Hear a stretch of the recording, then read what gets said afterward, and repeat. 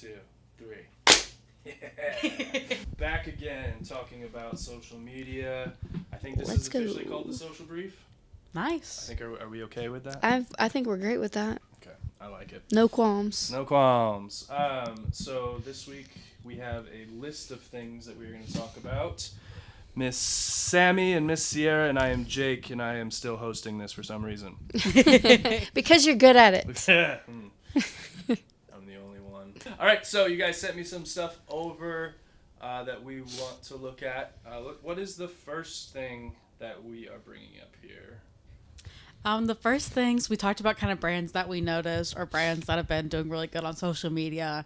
I think Rare Beauty's Instagram is like always my go-to when people ask like, oh, what's your favorite, or who do you think does a really good job on social?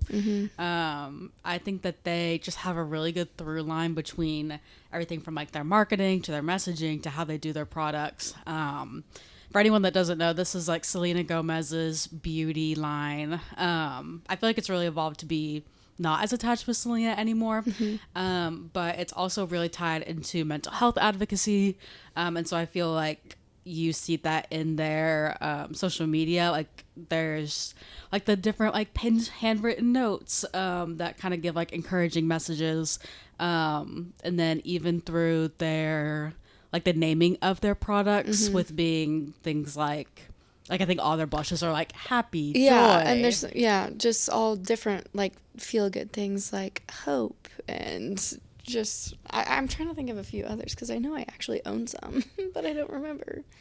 Yeah, so I feel like, and then also like as far as shade range, that can be something that like a lot of makeup brands are critiqued about. And so I think that just their overall messaging really comes through in their socials. I know that they have like an annual like retreat type thing or like a seminar, and they have different like mental health advocates talking about just the industry and different things. But I really love their social. I don't know. I just think it really does a good job of encapsulating the brand. It shows a lot of different people. I think that the makeup industry or beauty industry can become very formulated as far as like kind of when I think of the like high fashion models and like very pretty people and like one specific type of person. Yeah. There are so many ranges of what is defined as beauty, I guess I would say, just by even looking at the few posts that are on the screen right now. So many different like people, and even you talked about like the shades and the inclusivity and just being able to represent such a wide range that some beauty brands they tailor to just one, but theirs is very all over. But I feel like also like their messaging and like their captions and different things like that really make it feel like a group and like, oh, I'm part of this like rare beauty group rather than, oh, I'm being sold all these products. Like it's more like, oh, I'm part of this community. Yeah. I think that they are really good at building community on their page. For sure. Nice. And then we have, I said this wrong the first time I looked at it. Salt. Is it Salt? They are a UK electrolyte drink brand. Very interesting branding. It is. And one thing that was interesting with them, I think in like the electrolyte and like drink space, is they are really strong in the like founder's story and being super open with like their struggles, and they'll be like, oh, we got rejected from being in this drugstore. Like you feel like you really know like those two, the guy and gal. I feel like they are just really giving like a behind the scenes of their like building company, which I think is an interesting approach for social, because we hear a lot about like founder story, but then like really giving the heart of it, I think has been interesting to see, as well as like with their just like overall branding. Yeah, their branding is definitely interesting. I was looking at some of their stuff yesterday. The founder story stuff reminds me of Midday Squares. Have you ever seen them? Mm-mm. I know what you're talking about, but I've never seen their social. They were like one of the first ones on social that kind of flipped the founder story. So where it's like not all success and not all... Yeah, and really doing like the independent founder story, like really anti-big corporate stuff. And then, we can talk about this one.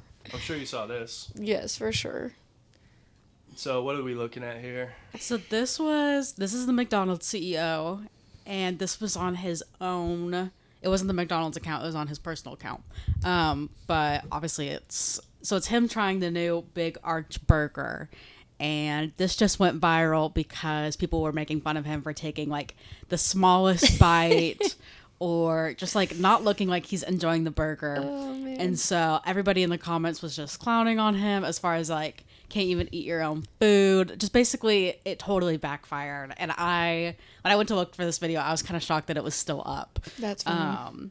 And that like the comments were still on. People were commenting, like different brands or whatever, had their own kind of fun poking at it. But right here, yeah, he takes like the smallest bite, his like kind of squinting his eye. Like, it just is bad. Whoever, like look at that. They show the bite. He didn't even get, like, any meat or, like, anything in his bite. I know. So it was just... You could see it on his face, plain as day. I love the caption. It's like, my new go-to lunch order. And he's like, right, grimacing. Yeah, right. Grimacing through that. And he just takes one bite, too. Yeah. Like, throughout that entire thing. So the response was... Oh, the response. Burger King I don't know how fast, but that's the Burger King CEO. Mm-hmm. And this was taken from some other video, but the caption, really tongue-in-cheek, thought we'd replay this. So they knew what they were doing. Props to whoever like found the video. Takes a big, juicy, full bite. Mm-hmm. He's chewing it. And of course, Carlos Jr. has to comment. Absolutely. It doesn't get all over the place. It doesn't belong in your face. Very Carlos Jr. And it's interesting because Burger King is actually... They're on one right now. Yeah, they're like having this like CEO first moment, like the whole thing with like he put out his number, and so people could call him, and then they did the like during the Oscars they had a thing that was like, oh, we fired the king and the new king is you. Yeah, I think it's this. So I thought it was so great timing that they were already having this like CEO first moment, and then this battle of the food CEOs like happened during it, and they were able to jump on it, and it felt super on brand with what they were already doing with their CEO. But America was cool. But it's coming back. When Burger King was the coolest fast food restaurant and Pepsi was the preferred drink. Wow, America was interesting cool take. then. Yeah. That's what, as far as like Burger King, like it's always been like, oh, McDonald's, and then Burger King's kind of like its loser younger brother, Right. you know. So Literally, Like Walmart versus Target. I don't think anybody says Burger King anymore. Like if you ask people what their fast food is, favorite fast food is, I don't think anybody says Burger King. I haven't been to Burger King in like 10 years. Because it's been trash. You know? And then my grandpa, he has like, he cuts out the little coupons of his newspaper, and there are Burger King coupons in there. And so every time I see him, he's like, well, do you guys want to go to Burger King for lunch? I'm like, no, Pop, I don't want to do that. It's like, I can make you something that'll be so much better. It's a shame because the Whopper is a good burger. So the Burger King one was like staged from like another video, and then the next two that I did were super like on the nose in response to what I eat in a day. That's awesome. With our CEO. Honestly, Freddy's is so fire. Freddy's is pretty fire. Freddy's is so good. The patty melt. Oh. I feel like Freddy's and Culver's Yes. don't get the love that they deserve. No, Culver's is so underrated. Like, get you some cheese curds, man. Yeah, Culver's is so nice. good. And then Costco did it with the hot dog. So he was the first like non-QSR quick service restaurant person that I kind of saw do it. But he even answers the question like, will the price point of the hot dog change? And he's like, no, never. Takes a big old bite. Just down in a dog. Yeah, dude. Love it. Honestly, Costco food is so good. I've never had Costco food. Oh my gosh. Like going into Costco and eating in Costco? Never done it. Oh my goodness. I've never done it. I'm Sam's Club. Oh my goodness. You guys. He even has like his little name badge on. Like Costco pizza, so good. I've bought frozen Costco pizza. No, Like no. Papa John, not Papa John. Is it Papa Murphy's? Papa Murphy's where you buy it and then bake it. it. Yeah. Costco has like that version. No, the actual food there. It's like you spend your 2 hours shopping, you're exhausted. Now you just want a big hot I don't think I've ever been in piece Costco. of pizza. There's the door. There's the door. The only thing I know about Costco is when my wife goes there, I don't need deodorant for like 2 years. Yeah, pretty much. Like, even if it's the wrong kind, it's like, I guess this is what I'm using for I guess this is it. 18 months. That's awesome. I think it was a great example of like social response. Yeah. To something like that, and I think it shows you like if you're that big and you put something out, it's going to get criticized. Oh yeah. So like it needs to be authentic, or else people are gonna identify it real fast. Yeah, so I'm interested in like the conversations of like the Burger King and Freddy's and Costco of like, hey, this like, what's it called? McDonald's thing's like blowing up. We need our CEO. Yeah. Listen, sure. you need to take a big bite. something, Like, yeah. I wonder how fast they had to clear their calendars, because obviously it was something that was popular for like a week and a half. Yeah. to Very get quick it to your editing turnaround. team Yeah. and then post it. So I'm always interested in the conversations of like, okay, we got to clear this. We got to, if they were in like the Freddy's guys. The stuff car. that we would have to do, all the Right, of internal like, back end hey, stuff. this It's like, is- how do you just that quickly get approval for everything? Yeah, and then another kind of like reactive or like listening type thing. I couldn't find enough like meat of it because it was so like niche and small. But the Timothy Chalamet and his clapback, or the comment he made about like the ballet and the opera. There was a lot about that. Yeah, and then I feel like I checked, Kansas City Ballet didn't say anything about it, but I told Sarah there was one ballet or opera company that was like, use code Chalamet for 20% off.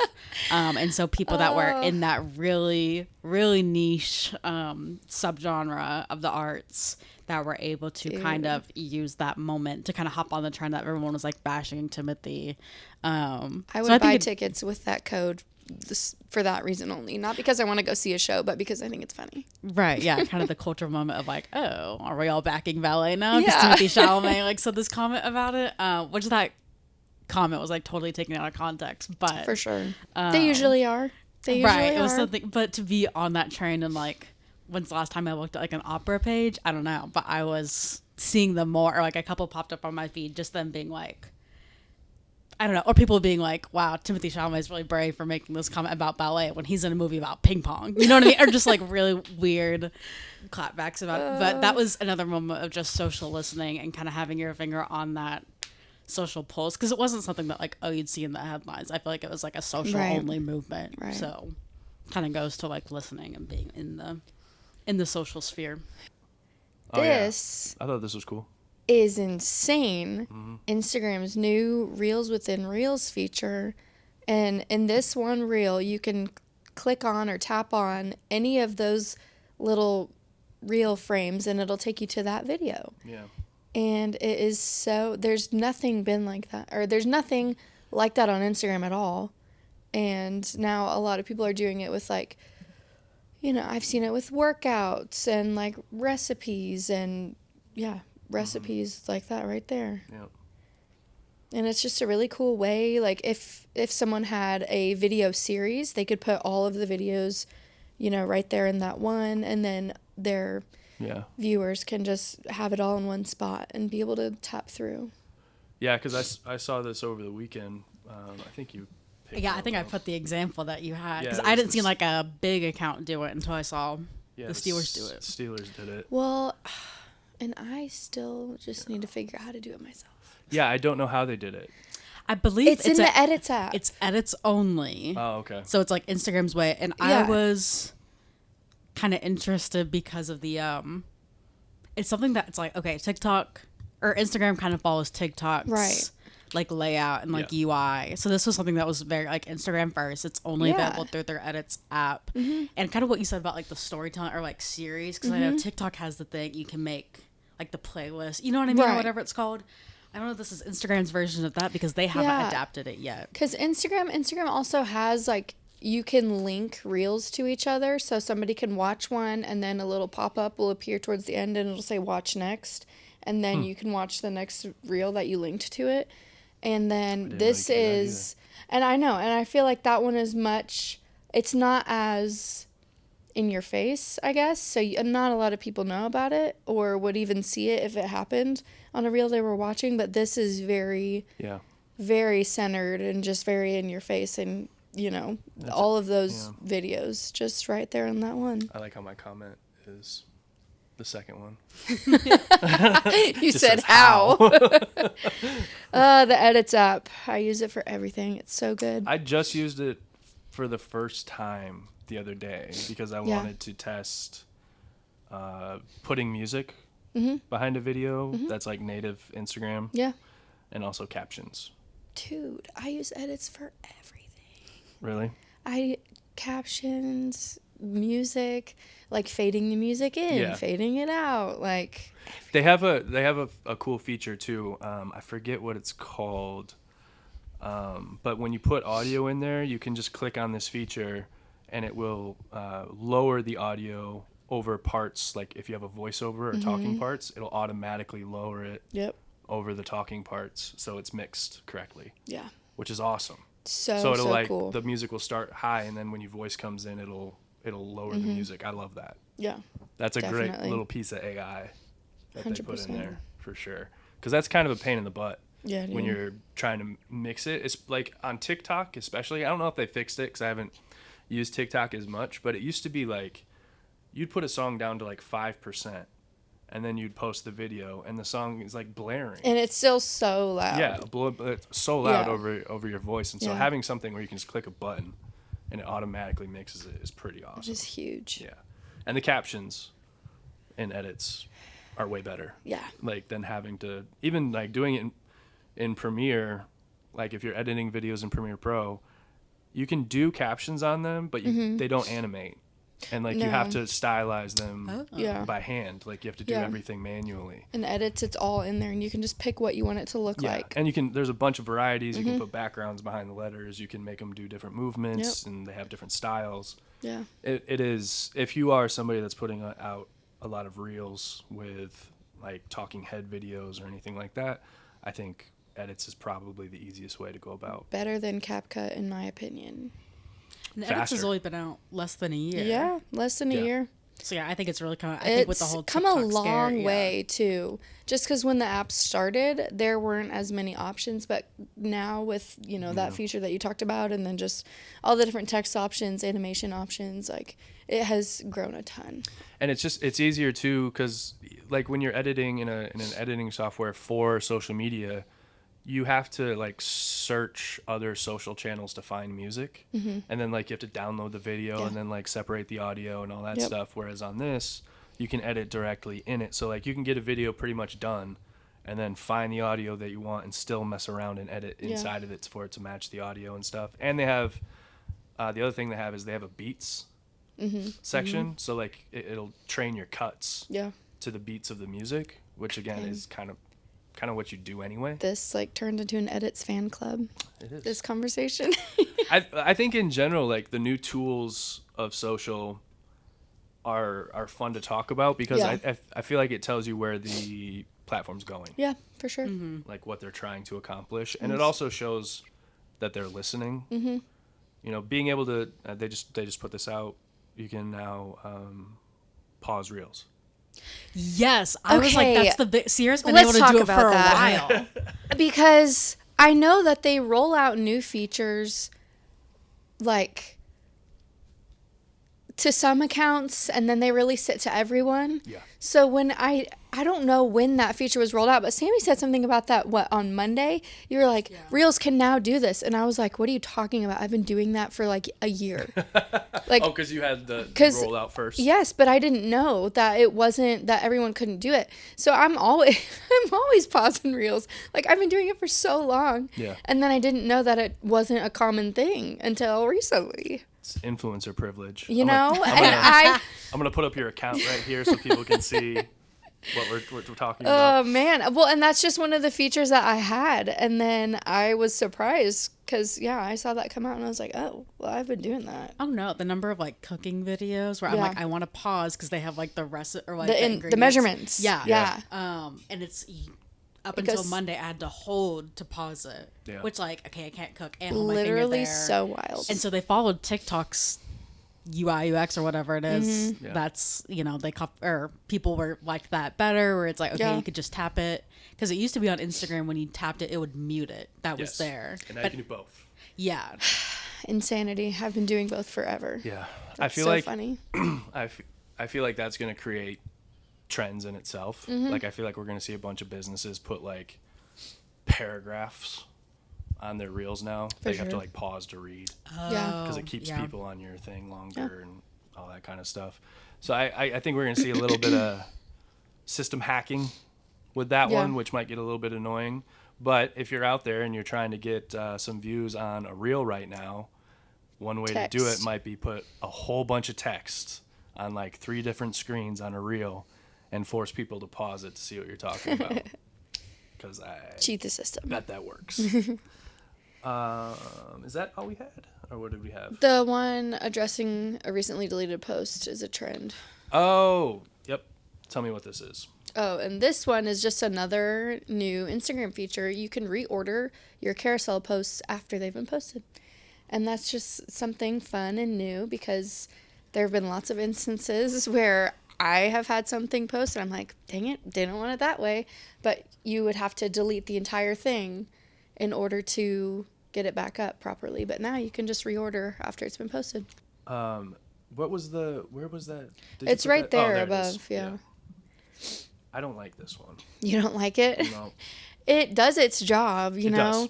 And this is just a trend that I've seen a couple, like, brands, businesses, whatever, do. And they post this text carousel, and just first glance, you think it's something serious, like something important, right? Because whenever brands post pictures like this, where it's just text, it's usually something about, we're increasing our prices, or we've noticed like scammers impersonating us, and it's like a serious deal. But now they are addressing a recently deleted post and then showing you what the deleted post was, and then it says, we've decided to take it down because when companies publish serious looking statements like this, people tend to pay attention, and then they just want people to enter their giveaway. And so it's just, I think, a clever way to get people to stop scrolling and be like, oh shoot, what are they, like, kind of like what went wrong type of thing, because you think something's wrong, and your attention is grabbed like really quickly, and then it's just something silly, something goofy. It does its job. It does its job. I think this is like, again, just kind of like system hacking. Yeah. Very 100%. similar to... Midday Squares did it. I saw it when you pulled Oh, theirs really? up. Yeah. One of their posts is on there. So I think with independent companies and companies that try to like buck the system and trends and stuff, this is a good one. But like, what kind of company would recommend this to? Anybody? Would this work for anybody? Or do you think it could be a bad look? I'm very like, it could be a bad Yeah. look. I don't know, just something about it. Like, I think we're past the like peak of cancel culture, but it is still something that like, I mean, if I just saw this like scrolling and then it could put like a bad taste in my mouth, or even something where it's like, okay, I don't read the whole thing, which I feel like a lot of people aren't going to read. Like, Sure. where is this like a 5-slide carousel? And I just told Sarah, oh, just see like this brand, what is this, Black Bow? Is that how you say it? Yeah, I think so. Black Bow Swim had like a scandal. Yeah. And Yeah. then Sear just knows, oh, they had a scandal. Like, it's too... Maybe for April Fools coming up, like, this will be a Ooh. fine idea. Yeah. Oh yeah, it'd be. Yeah. But I told Sierra, I saw a church do this to, like, promote their Easter service. Because it was like, we recently took down a post. We know that when people, like, do the Black Square, like, a post, it gets more traction. We just want to bring more traction to, like, our Easter service. And I was like...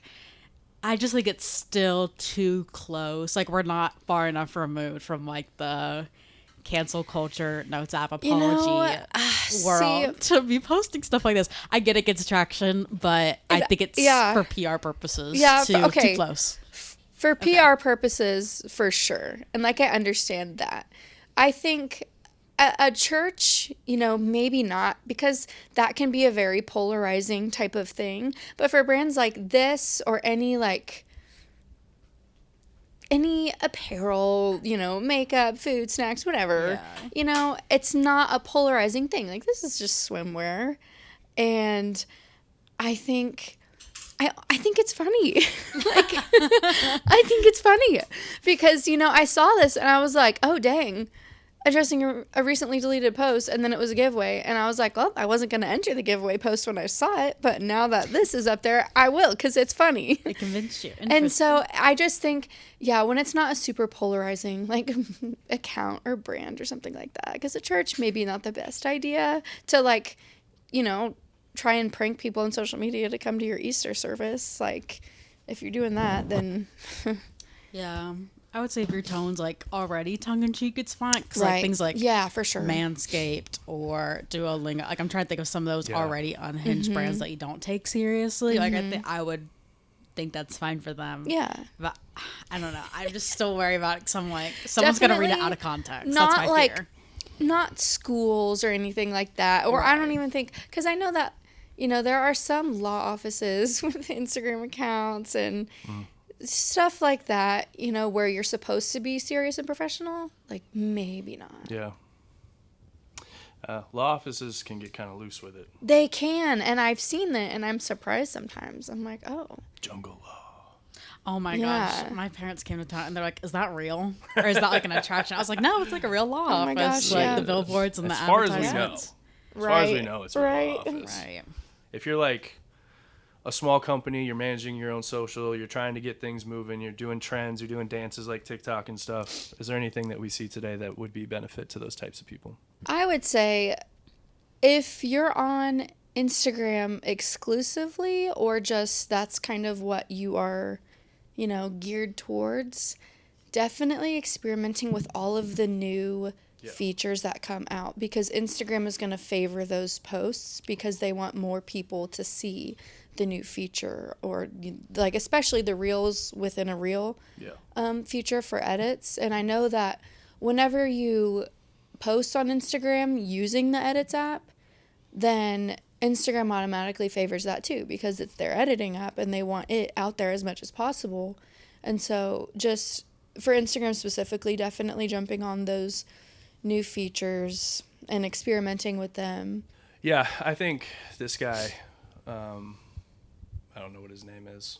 His name's like Adam. He's the Instagram CEO. Yeah, the Instagram CEO. I think he's a good follow 100%. for people that are trying to take Instagram a little bit more seriously for your business or your brand. It's one thing I've given credit to Instagram, and for some reason I don't think enough people listen, is like they pretty much tell you how to use the app. Oh, 100%. You know, they give you tips on things that you can do to be seen more, and they pretty much break down how their algorithm works and all that stuff. And I feel like people kind of ignore it sometimes and just think that they know better. Right. Like, oh, I know social media better than you, or I know marketing better than you. It's like, no, they tell you how to use it. Another good account to follow on Instagram is Creators, and it's just kind of like a roundup of all the same stuff. It's literally just called Creators, and it is that top one right there. And it just shows you again, like, Oh yeah. the new edits, the new like features, what's trending right now, kind of how to do stuff. And it's very helpful, you know, if you yourself are a creator. Yeah. Beautiful. So check out Creators, check out the guy that runs Instagram. Keep up on things. Obviously, being timely on social media is probably one of the more important parts about it. Stay relevant to the conversation. And you too can be an influencer. Oh, man. All right, that's it for us this week. Thank y'all. Bye.